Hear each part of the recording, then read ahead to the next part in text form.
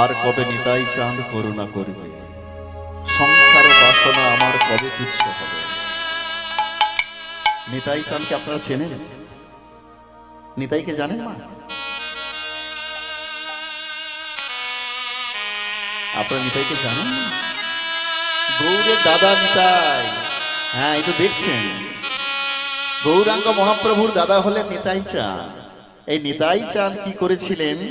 জীব উদ্ধারের জন্য সবার দ্বারে দ্বারে গৌরাঙ্গ মহাপ্রভু তো বিষয় আর আশ্রয় কিন্তু নিতাই চাঁদ। দয়াল নিতাই চাঁদের চরণ না ধরতে পারলে কোনোদিন ভগবানের কৃপা হবে না। নিতাই চাঁদের চরণ ধরলে গৌরাঙ্গকে তুমি জানতে পারবে, পেতে পারবে, আর গৌরাঙ্গকে জানলে এই রাধা কৃষ্ণকে তুমি পেতে পারবে আর জানতে পারবে। আর এই নিতাই চাঁদ কি করেছিলেন না, জীবের উদ্ধারের জন্য সবার কাছে গিয়ে বলেন, তোমরা একবার হরি বল বলো, একবার হরি নাম করো। যে করলো না, যে বলল না, তার দুটো হস্ত জড়িয়ে ধরে বলল, তুমি একবার বলো, একবার হরি নাম করো, আর কিছু চাই না। আমি অর্থ চাই না, আমি টাকা পয়সা চাই না, শুধু একটাই অনুরোধ, একবার হরি বল বলো। তবুও যে বলল না, তার চরণ জড়িয়ে ধরে বলল। এই হলো আমার দয়াল নিতাই চাঁদ। কি দরকার ছিল? ভগবানের দাদা তো, অভিন্ন চৈতন্য তনুর দয়াল নিতাই চাঁদ। গৌর নিতাইয়ের মধ্যে কোনো পার্থক্য নেই। তবুও দেখুন সবার কাছে গিয়ে চরণে জড়িয়ে ধরে ধরে বলছে, একবার হরি বল বলো। আজকের কমিটির দাদারাও ঠিক নিত্যানন্দ প্রভুর ভূমিকা পালন করছেন। আজকে এই ভগবানের নাম করতে গেলে আমাদের কি করতে হবে না, গৌরাঙ্গ বলিতে হবে পুলক শরীর। আমাদের দেহটাকে, আমাদের মনটাকে পুলকিত করতে হবে। ও মা, সবসময় তো দুঃখ যন্ত্রণায় জর্জরিত হচ্ছি, আনন্দ তো পাচ্ছি না। না না না, ওই মনের মধ্যে দুঃখ রেখে ভগবানের নাম করলে হবে না। তাহলে দুঃখটা যাবে কেমন করে, দুঃখটা দূরীভূত হবে কেমন করে? এই পৃথিবীতে এসেছো তুমি আনন্দ পেতে, জীবন পেতে, মুক্তি না। আনন্দ পাবো কেমন করে? পদকর্তা বললেন, তুমি গুরুদেবের চরণাশ্রয় করো। নিতাই চাঁদ হচ্ছেন আমাদের জগৎ গুরু, তাই না? গুরুদেবের চরণাশ্রয় করে তুমি ভগবানকে ডাকো, ভগবানের নাম করো, এক ফোঁটা চোখের জল ভগবানের চরণে দাও। তোমার মধ্যে যে কি আনন্দ আসবে, তোমার মধ্যে যে কতটা ভালো লাগা আসবে, তুমি অনুভব করতে তখনই পারবে। আশ্রয় করিয়া ভজে তারে কৃষ্ণ নাহি তেজে, আর সবে মরে অকারণ। আশ্রয় করতে বললেন, কোথায় আশ্রয় করব? দয়াল গুরুদেবের চরণে। জীবনে যদি এমন কোনদিন এমন মানুষ পান যার চরণে আশ্রয় গ্রহণ করলে আমার জন্ম সার্থক হবে, যে গুরুদেব কোনদিন আমাদের কাছে কিচ্ছু চাইবে না, গুরুদেব কোনদিন পাওয়ার আশায় আমাকে ভিক্ষা দেবে না, যার চরণ ধরলে একদম সঠিক জায়গায় পৌঁছে দিতে পারবে, এরকম যদি কোনদিন কোন ভক্তের সঙ্গ কোনদিন দর্শন হয়, তার চরণ জড়িয়ে ধরে বলবে, বাবা তুমি একটু তোমার চরণে আমাকে ঠাঁই দাও, আমি আর কিচ্ছু চাই না।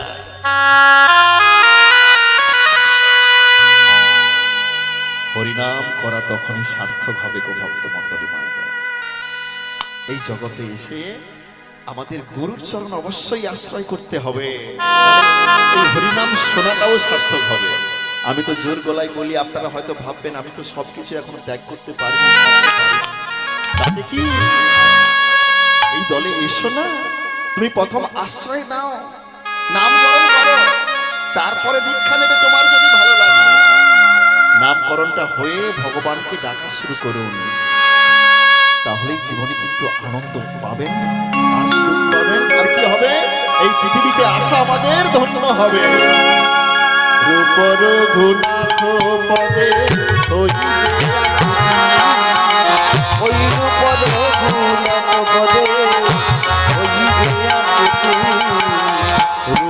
রঘুনাথ পদে হইবে আকুতি। আজি রূপ রঘুনাথ পদে নাথ পদে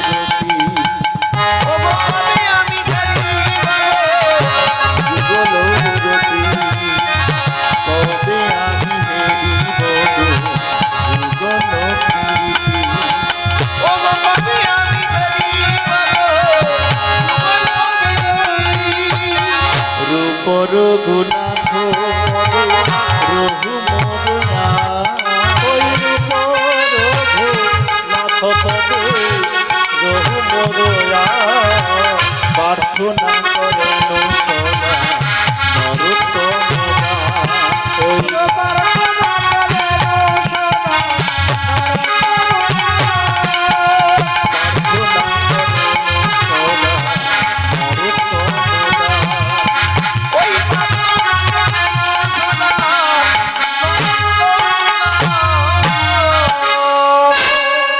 কীর্তন পদাবলী ছাড়া হয় না, পদকে আশ্রয় করে কীর্তন গাইতে হয়। আমরা প্রথমে গৌরচন্দ্রিকায় যে পদখানা আস্বাদন করলাম, এত সুন্দর পদাবলী বিশ্লেষণ করলে তো অনেক সময় লাগে। যাই হোক, এত সুন্দর পদাবলী যিনি সৃষ্টি করলেন, রচনা করলেন, তিনি হলেন নরোত্তম দাস ঠাকুর। নর মানে হচ্ছে মানুষ, আর উত্তম মানে হচ্ছে শ্রেষ্ঠ। এই মানুষদের মধ্যে যিনি শ্রেষ্ঠ, সেই নরোত্তম দাস ঠাকুর এত সুন্দর পদ রচনা করলেন। আজকের আমরা একটি সুন্দর লীলা আস্বাদন করব, যে লীলা শুধু আমরা শুনবো না, আস্বাদন করব। আস্বাদন মানে হৃদয়ঙ্গম করব। শোনাটা কেমন হয়? শুনলাম, ভুলে গেলাম, অথবা মনে রাখলাম, এটাকে শোনা বলে। কিন্তু আস্বাদন এটাকে বলে না। আস্বাদন কাকে বলে না? শুনে মনে তো রাখবো এবং নিজের জীবনে প্রয়োগ করব, এটাকে আস্বাদন বলে। যেমন দেখা আর দর্শন, কথা দুটো একই, কিন্তু পার্থক্য আছে। আজকের আমরা যে লীলার মধ্যে প্রবেশ করব, সেই লীলার মধ্যে আমরা সবাই প্রবেশ করে নিজেদেরকে খুঁজে বেড়াবো। আমি কোথায়? আমি কোন জায়গায় দাঁড়িয়ে আছি? আমি ঠিক করছি তো? আমি অপরাধ করছি না তো? আমি ভুল করছি না তো? আর যদি ভুল করি, এই হরিবাসরে বসে বসে প্রতিজ্ঞা করবো, এমন ভুল আমি আর করবো না। এক কৃষ্ণ নামে যত পাপ হরে, পাপের সাধ্য নাই তত পাপ করে। কথাটা কিন্তু মিথ্যা নয়। যদি হিমালয় পর্বতের মতো তুলোকে কালি করা যায়, তুলো, আপনি একটা দেশলাই কাঠি দিয়ে একটু আগুন ধরে দেন, কি হবে? সব পুড়ে ছাই হয়ে যাবে। পুড়ে ছাই হবে তো? ঠিক সেরকম যদি আমাদের এরকম অপরাধ থাকে, পাপ থাকে, একবার কৃষ্ণ নাম যদি সঠিকভাবে করা যায়, সব পাপ ধুয়ে মুছে সাফ হয়ে যেতে পারে। তবে সেই ডাকটা সঠিক হতে হবে। আমরা তো বুঝতে পারি না আমার ডাকটা কিরকম হচ্ছে, সেই জন্য সবসময় ডাকতে হয়। কোন সময় যদি একবার চলে যায় ভগবানের চরণ। আজকের আমাদের লীলার বিষয়বস্তু ভগবান কৃষ্ণচন্দ্রের গুরু দক্ষিণা। এখানে যেহেতু ভগবান কৃষ্ণের পুজো হচ্ছে, সঙ্গে রাধারানী রয়েছেন, আমার রাধা ঠাকুরানী।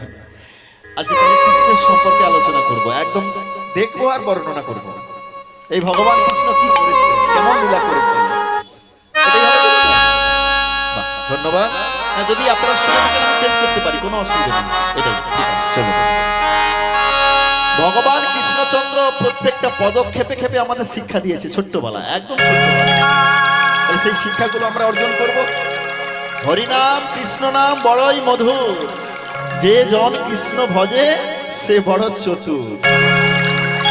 এই জগতে যাকে আমরা চালাক ভাবি, চালাকটা কাকে মনে করি? যে মানুষ ঠকায়, তাই না? এখন সে ঠকিয়ে ভাবছে আমি ভীষণ লাভ করে নিলাম। ব্যবসায়ীদার ভাবছে আমি কাউকে কম ওজন দিয়ে আমি লাভ করে নিলাম, ঠকিয়ে দিলাম ওকে, আমি চালাকি করলাম। আবার কোনো খরিদ্দার ভাবে দোকানদার ভেজালে তো আমার কথা মনেই নেই, আমি মাল নিয়ে চলে এসেছি, পয়সা দিলাম না, আমি চালাকি করে দিলাম। বলছে না না না, এটাকে চালাকি বলে না, এটা তোমার অপরাধটা তুমি নিজেই বুঝতে পারছো না, কত বড় অপরাধ তুমি করে ফেলেছো। চালাকিটা সেটাকেই বলে। পৃথিবীতে অনেক ধর্ম আছে, এখন তো দেখা যায় আমাদের ওই দিকেও হাততালি মারা, আমাদের এদিকে আছে, হাততালি মারলে নাকি সব রোগ ভালো হয়ে যায়।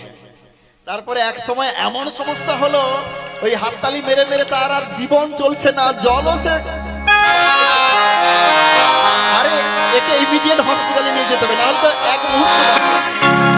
ভক্তমণ্ডলী মায়ের, জীবনে কোনোদিন ভাববেন না কারোর ক্ষতি করব, কাউকে কষ্ট দেব। এটা যদি আমরা ভাবতে পারি তাহলেই মানুষের উপকার করা হয় এক প্রকার।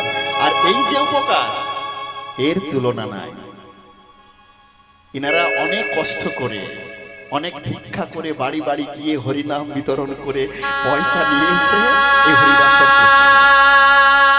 খুব ভালো লাগলো এই দৈন্যতা, এই নম্রতা যদি আমাদের থাকে, তারপরে যদি হরিনাম করি তাহলেই তো হরিনামের সার্থকতা। আপনারা নিশ্চয়ই জানেন, যখন ভরা সভা মাঝে দ্রৌপদী বস্ত্র হরণ করা হয়েছিল, দুঃশাসন টানতে পারল না, মূর্ছিত হয়ে পড়ে গেল। এত বস্ত্র কেন দিল? কে দিল? ভগবান কৃষ্ণকে দ্রৌপদী একদিন দান করেছিলেন। যখন সুদর্শন চক্রটা শিশুপালকে হত্যা করে এসে হাতে বসবে, এইখানে ঠিক কেটে গিয়েছিল। সেই সময় সবাই বদ্যি ডাকছে, কবিরাজের কাছে যাচ্ছে, কিন্তু দ্রৌপদী পাশে বসেছিলেন, ছুটে এসে দামি শাড়িখানার অঞ্চলটা কেটে দিয়ে ভগবান কৃষ্ণের আঙ্গুলে বেঁধে দিয়েছে। দ্রৌপদী, তুমি জানো না, আজকে তুমি যে দান করলে আমাকে, অনেক গুণ বেশি আমি তোমাকে দান করব। এই বস্ত্রের অভাব তোমার কোনোদিন হবে না। দুঃশাসন টানতে টানতে মূর্ছিত হয়ে পড়ল, বিবস্ত্র করা গেল না। কৃষ্ণের একজন সখা ছিল সুদামা, বন্ধু। কৃষ্ণকে মাত্র 3টে নাড়ু খাইয়েছিল গো, আর এই 3টে নাড়ু খাইয়ে তার রাজ অট্টালিকা হয়ে গেল, রাজ অট্টালিকা। ভগবানকে দিলে কখনোই পুরায় না গো, ভগবানকে দিলে এই যে আপনার জমা থাকবে, পরের জীবনে হলেও, পরের জন্মে হলেও ভগবান শোধ করবে।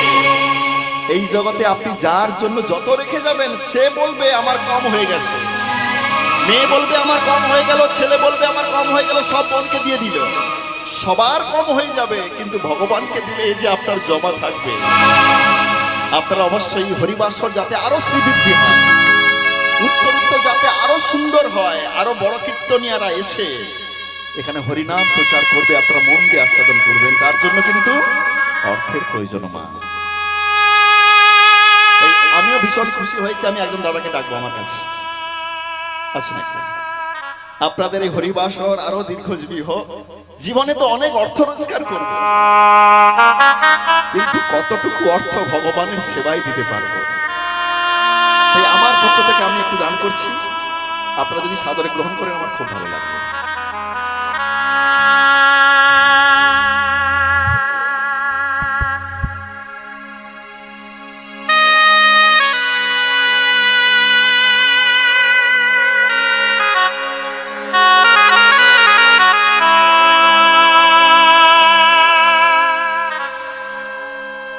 সত্যি কথাটা যেটা, আমি কিন্তু গরিব বাড়ির ছেলে বাবা। বাড়িতে শিব বিগ্রহ আছে, রাধা গোবিন্দ গৌরনিতাইয়ের বিগ্রহ রয়েছে, নিত্য সেবা হয়। আমরা 5 পুরুষের বৈষ্ণব, অহংকার করছি না, ভগবানকে ধন্যবাদ দিচ্ছি যে এরকম একটা পরিবারে আমাকে পাঠিয়েছে। বাবার অনেক দিনের ইচ্ছে ছিল আমাকে একটু লেখাপড়া শেখাবে, অনেক কষ্ট করে মানুষের সাহায্য নিয়ে আমি পড়াশোনা করেছি। ভগবানের আশীর্বাদে একটা কর্মক্ষেত্রে নিযুক্ত হয়েছি। সেই অভাব, সেই দুঃখ তো আমি পেয়েছি, কিন্তু এখন মনে হয় যা কিছু পেয়েছি সব ভগবান তুমি আমাকে দিয়েছি। নাহলে আমার মতো একটা ছেলে এত টাকা রোজগার করতে পারে না, আমার কোনো ক্ষমতা নেই। তাই তো আমি বছরে একবার হলেও, একবার দুবার করে বাড়িতে ভক্ত সেবার ব্যবস্থা করি, হরিনামের ব্যবস্থা করি। যতটুকু ভগবানের জন্য দিয়ে যাব সেটাই আমার প্রধান খরচ বলে মনে হয়। তাই আপনারাও সবাই মিলে একটু সহযোগিতা করবেন দাদাদেরকে, যাতে হরিবাসর আরো সুন্দর হয়। নিতাই গুরু গৌর প্রেমানন্দে, চৈতন্য মহাপ্রভু কি, একটু জোরে হ, দয়াল নিতাই চাঁদ কি, জয় হো, রাধা গোবিন্দ সেবা সংঘ কি, জয় হো, ভক্ত বৃন্দ কি, জয়, হরিনাম সংকীর্তন কি, জয়। নিতাই গুরু গৌর প্রেমানন্দে, উলুধ্বনি হরি হরি বল। সবাই মিলে একটু হাতে করতাল দিয়ে হরিনাম হবে কি? সবাই মিলে, আমরা কেউ বাদ যাব না। এই সুযোগ তো সবসময় আসে না। কত জন্মের পুণ্য না হলে হরিবাসরে আসা যায় না, ভক্তের চরণ তলে আসা যায় না, ভগবানের চরণ তলে আসা যায় না। আমরা যখন এসেছি আমাদের জীবনকে ধন্য করব কি করে? একমাত্র হরিনাম, হরের নামই বটে বলো। কলিযুগে হরিনাম ছাড়া কোনো গতি নাই। চলুন সবাই মিলে আমরা একটু হাতে করতালি দিয়ে হরিনাম করব, যে যেখানে দাঁড়িয়ে বসে যেখানেই আছি আমরা। হরে কৃষ্ণ হরে কৃষ্ণ, কৃষ্ণ কৃষ্ণ হরে হরে, হরে রাম হরে রাম, রাম রাম হরে হরে, হরে কৃষ্ণ, কৃষ্ণ কৃষ্ণ হরে হরে, হরে রাম, রাম রাম হরে হরে।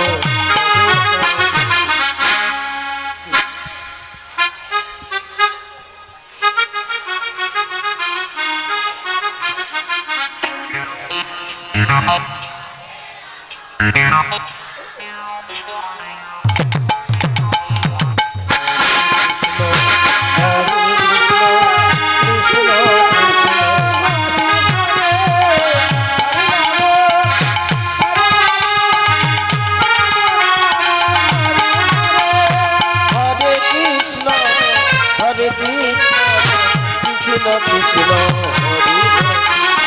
হরে রাম, হরে রাম, রাম রাম হরে হরে, হরে কৃষ্ণ, হরে কৃষ্ণ, কৃষ্ণ কৃষ্ণ হরে হরে, হরে রাম, হরে রাম, রাম রাম হরে কৃষ্ণ, হরে কৃষ্ণ, কৃষ্ণ কৃষ্ণ হরে হরে, হরে রাম, হরে রাম,